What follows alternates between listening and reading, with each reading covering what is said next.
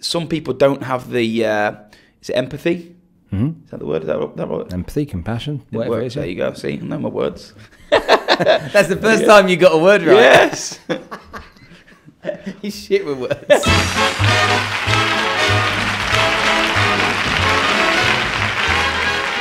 Hi everyone, good morning. My name's Spencer Lodge. And I'm Lewis Allsopp. Welcome to The Close. The Close! The show that everyone watches. Cuckoo.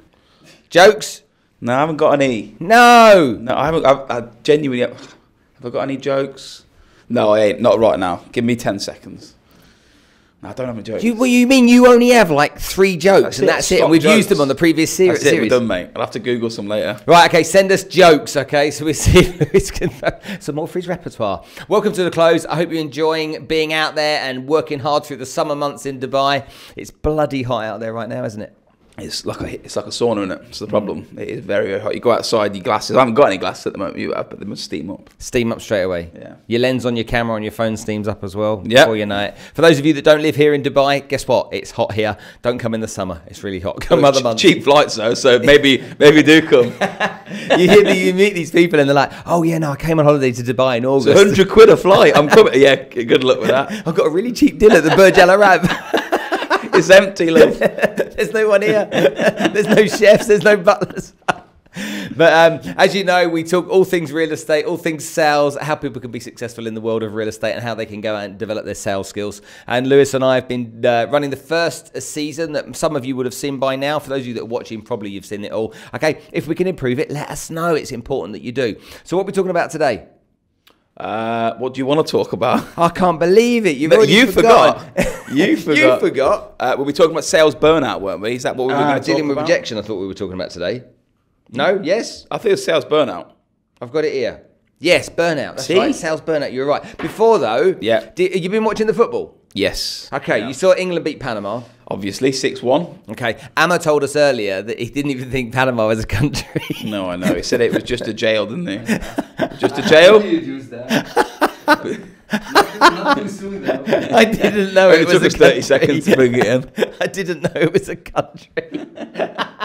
There's a team in the World Cup from the city of Panama. And they're from jail. The bit of Panama in jail. So Panama City is actually the capital of Panama. Okay, so I was on holiday years ago. Luxembourg is capital Luxembourg, is that right? Yes, it is. There you go. See, I'm bringing knowledge. Mexico City is called Mexico's capital. Mexico. They've been doing well in the World Cup, haven't they? They have. Okay, so I went on holiday to Quebec. Yeah. In Canada a few years ago, and I was with my daughter when my eldest was really young, and I was with my ex-wife, and I went into a shop and they had Panama hats. Yep. I picked up a Panama hat and I put it on. I said to my wife, "What do you think of that?" Then she goes, "Oh, you look really good." So she spent the day taking pictures of me in this Panama hat with my daughter with me and stuff like that, and I thought I was looking pretty cool over it. And at the end of the day, she's like, "You look like a right idiot all day." Did it have the beer can holders on the side of it? Is that why it looked? That's something you'd wear at the weekend with the straws. What's wrong with that? No, I like it. I actually used to have one. I swear to God, I used to have one. What, one of those hats? I was with young beer though, cans? but I'd put cans of Coke in it. I think that like helped my obesity when I was a little bit younger. Easy to get. Right, sales burnout. Let's obviously the audience want to hear some proper important stuff rather than the kind of jibber jabber we come out with. Yep. Let's talk about sales burnout because I think that a lot of people you hear like stockbrokers. Yes. Okay, they get this term burnout that they use. They worked hard for years and years and they Yeah. burn out. And for me, it's a bit confusing because I don't really buy into this theory that people actually burn out. Yeah. I think people sometimes get tired. I think sometimes people get a bit disillusioned. Yeah. But I don't think they burn out. What do you think? I think it's a mental state. Obviously, the whole thing. I don't think you can physically burn out. I think that it's very much mental. So you get people who will say, "Oh, you know, I'm done. Check me out." I hear it myself, and I think that's a state of giving up. I think maybe they don't want to work hard anymore. I don't think it's maybe they've achieved their goal. Maybe they haven't achieved what they want to achieve, and they're not willing to keep working for it. So I don't think it's to do with I don't think there's anything mentally that goes on in sales. Obviously, in life is very different. I just think people just think, you know what, I've had enough. I don't think it's anything to do with, you can't just say, that guy's burnt out, he's done. He's either not achieving his goals, he doesn't want to achieve his goals anymore, or he just can't be asked. That's how I view it. Maybe you're bored of your job. These are things that do naturally happen, but I think anyone that does say in their head, and I hear it in real estate as well, where people say, Lewis, I'm burnt out. The reality is you have a crap at your job, and it's just not working for you, or you're bored of what you're doing. I've got people in my office that have been there 7, 8 years, 9 years, and they carry on doing what they're doing. Two things: maybe they are bored of what they're doing, but they're making too much money to leave the job. So maybe they've got a state of burnout in them, but the caveat is the golden handcuffs that they can't leave. What do you do to deal with those types of people's psychologies, though? I mean, you've got guys in there that are earning decent money, are bored of their job. Is there some form of steps that you can take as a business owner to help them with progression, or to help them realign their goals, or to help give them new inspirations? Is there any stuff you do? So for it to work, the business needs to be growing. So, for instance, we've appointed in the last a year and a half operations directors, 3 new branch managers, head of recruitment. We're currently employing for a head of technology. They'll bring all the innovation technology that we're bringing into place. So these roles, but for you to give these people the steps, let's say to go into a branch manager, is twofold. You need to do well at the job, number one, but number two, the business needs to be doing well. So these are incurring costs to the business. So anyone that's looking to grow in real estate is a hypothetical example. You cannot grow if your business isn't growing. So if you're looking at a real estate business today, and they are a basic company that sits and collects, the directors collect their salary every month and they're on their lovely package, but you sit in the same office 5 years later and nothing's really changed, then you're never going to be able to progress as an individual. You'll make money, but after that, there's going to be a point where you're going to go, what happens next? So I'm a big believer in, we've got associate directors. So if you hit £1 million in commission in the business, you get a PA, you get flexi hours, you get added commission incentives. And we want them to feel part of the management. So that's the first real step. And we make, if we make a decision, we'll bring them into it. Then you go into branch managers and then directors. But to reiterate, to offer anyone that, you have to be in a business that's willing to grow. That's massive. So but you must have employed people over the years, though, that are like, do you know what? You can keep your fancy titles. Yeah. I don't really want to go into management. Definitely. I actually really like what I do at the moment. I like my engagement with clients. And to be honest with you, doing that is the bit that I'm kind of happiest at, and I believe most effective at doing. Yes.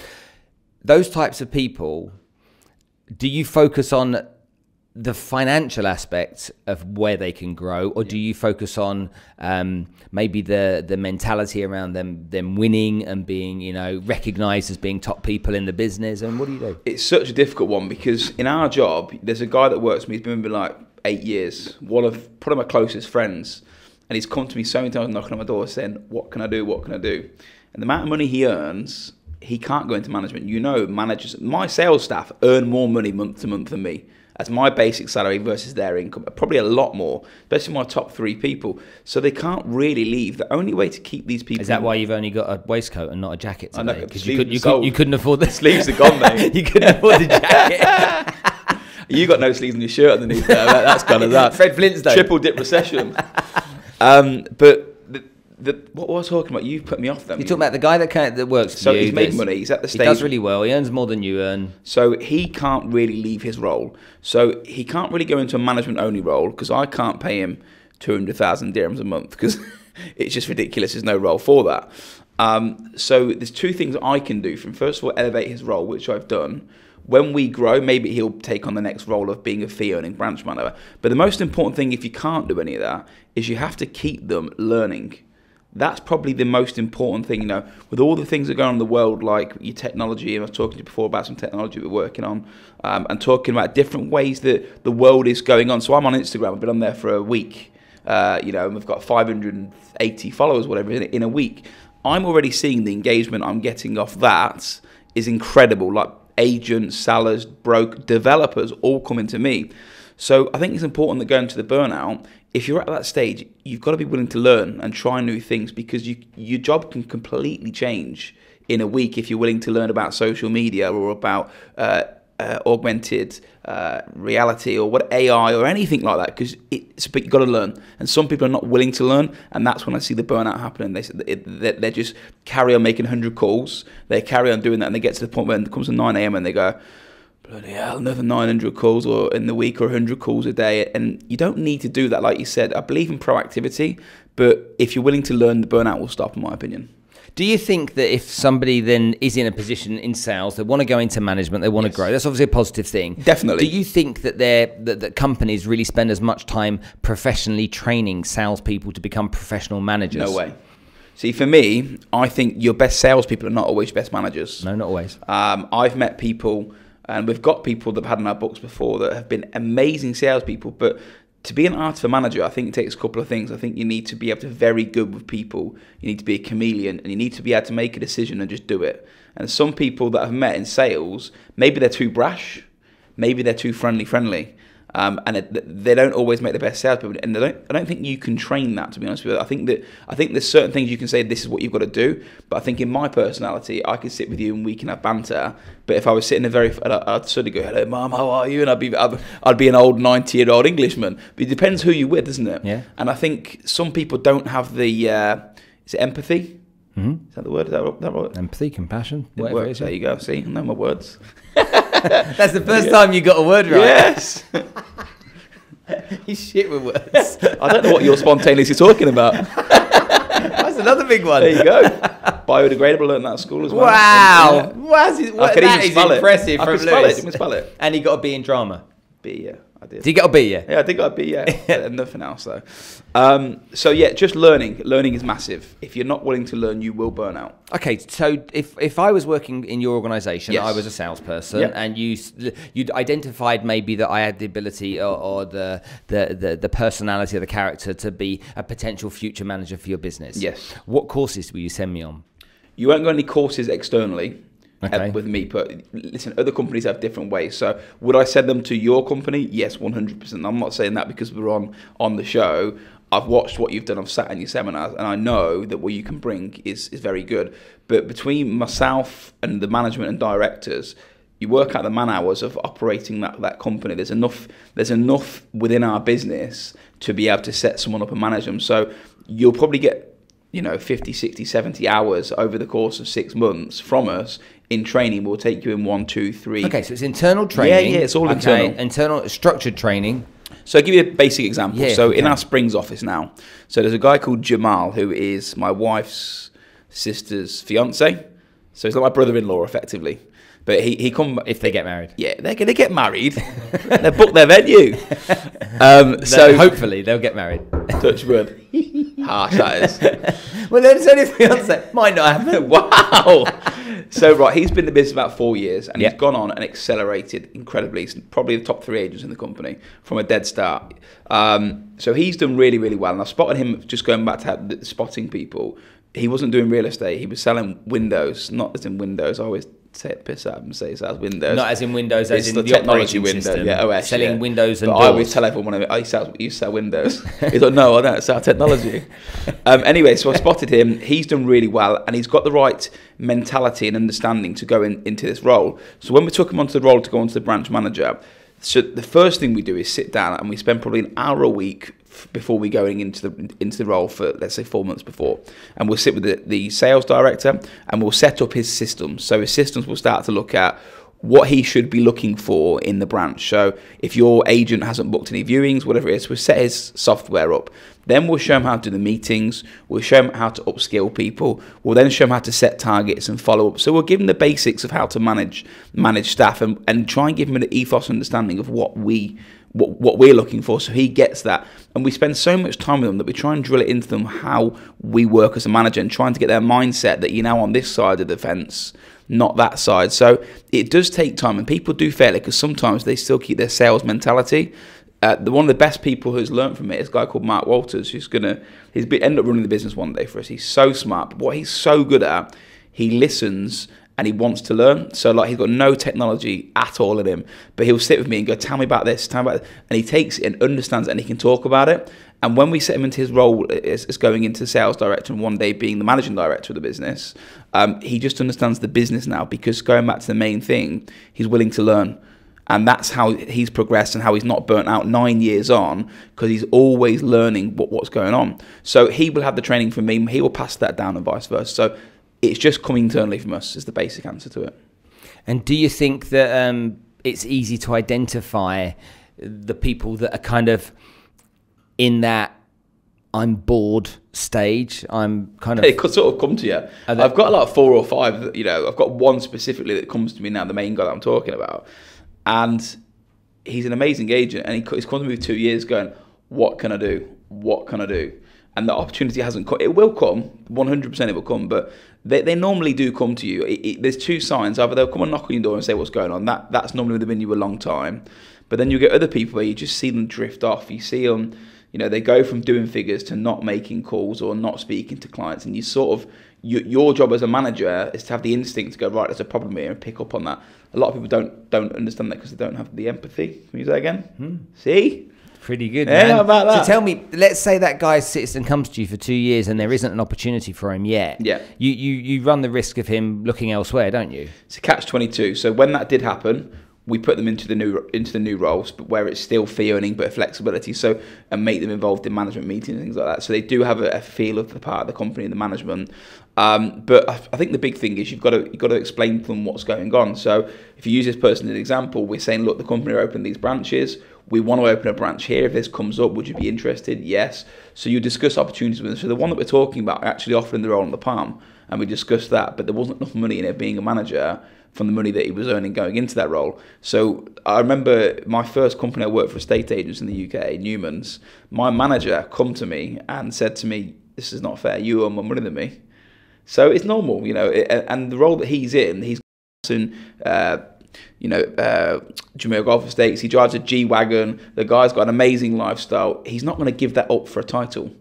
So he's in a catch-22 that I've got to progress with him at some point, but he can't just quit what he's doing. But we've gave him steps for how to get there. Okay, let's remove some salespeople or business developers Yes. from this theory right now. Let's say you've got somebody in a different role, a different function, like an operations type role. Yeah, okay. That have started to become disillusioned, bored, fed up, tired. Do you take the same approach with people like that, or do you look at it differently? If operations are bored, for me, let's use that as an example. So I'm just thinking about my operations director. He'll be watching this. Their role becomes redundant immediately because operations is pretty much like a CEO. If you take their role as an example, they should be innovating. They should be finding ways to make the business more profitable. They should be there trying. And if they sort of because at operations, you probably could get away with not doing a lot, if it makes sense, because you're sort of not accountable for a lot. You're not like you're on sales. You're accountable to the CEO. You know you are. But other than that, you could sort of coast through the day, couldn't you? We've got this all. We're filming all of this. Anybody wants to pay me for the outtakes that we're going to delete? There's no outtakes. You put this there in are loads of outtakes. There's loads of things that Nothing. you read. But you could sort of coast through it. I genuinely believe that. You mean hide a little bit? Yeah, you could hide because it's not like you've got an end of month figure. They not have KPIs though. Not for operations. Operations are there to make the business better, successful, smoother, profitable. So you can't really manage that. You have a review at the end of the month, but going back to if that person is bored, you better not be bored. But if they are bored, then something's not right in their job role, and that person should be coming to sit their direct manager. And if that is you, and you're sitting in that role, and you're sitting at your desk thinking, this is not for me, go and speak to your manager, your CEO, whoever it may be, and say, right, this is what's going on, this is what I don't like, and put an action plan for how to improve it. But I find a lot of people, and this is very strange, instead of speaking and communicating, and this actually happened last week with someone that I know very, very well who works for me and resigned over text. So I said, what are you resigning for? And they talked through it all. When we got the solution, it's fine. And it's gone on to be amazing and had an amazing month. But some people are just not willing to communicate. They won't talk to you and say, this is my actual problem. And that's what you've got to do if you're burnt out. You've got to communicate to people around you and say, I'm just not enjoying it. We've seen recently the deaths of Kate Spade. Yeah. There was a girl from Love Island, I forget her name, but again, taking their own life. Yeah. Again, if only people would have spoken to them. I agree. This again is all about communication. People are too proud, Spencer. That's the biggest thing, you know. Even me, if I've got a problem, I try and deal with myself. I don't want to get other people involved in it, and I get that. But if there's someone above me, or someone that can help me, I've got no issue. You shouldn't have an issue picking up the phone and saying, look, this is the issue that I've got. But I think a lot of people from work and personal don't want to, I suppose, air their dirty laundry to a degree, whether it's financial, emotional, whatever it may be. And I think in today's world, I think that's the wrong thing to do. I think you should be speaking if you've got a problem. I agree so too. Okay, so if you suffer from burnout at all, if you feel that you're bored with the role that you're in, if you feel you're just a little bit tired and frustrated and maybe over it, then these types of things are really genuine. Don't for 1 minute think they're not genuine. Don't think that you should just bury it. Try and find a way to communicate that problem. Try and find a way to look at what opportunities there are. Now, it doesn't mean you'll always stay within the organisation you're in. Maybe other opportunities are outside. Maybe you start to pursue a new passion. A lot of the time we talk about people doing something they enjoy. Yes. Okay, and the more you love what you do, the more successful you're going to be because you love it. But you're not necessarily going to love the same thing forever. No, definitely not. You might get down the road, 6 years down the road, and you might You're be going the to perfect example, aren't you? From what you were doing 10 years ago to today is very, very different. Absolutely. My first job to whereas today is the same. But I don't mean it's going to be the same in 10, 15 years. I might be doing something. I might be doing a TV presenter. Okay? There's also, maybe. Hey. Call me. My agent called me yesterday and said, I've got this bloke keeps texting me called Lewis Allsopp.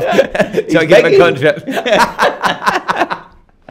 All right, guys, hopefully you've enjoyed the show. We'll come back to you with the next episode fairly soon. But in between now and then, make sure that you do what I do, which is to get out and make it happen, and make sure that you do what this guy does over here, which is to turn up late for meetings.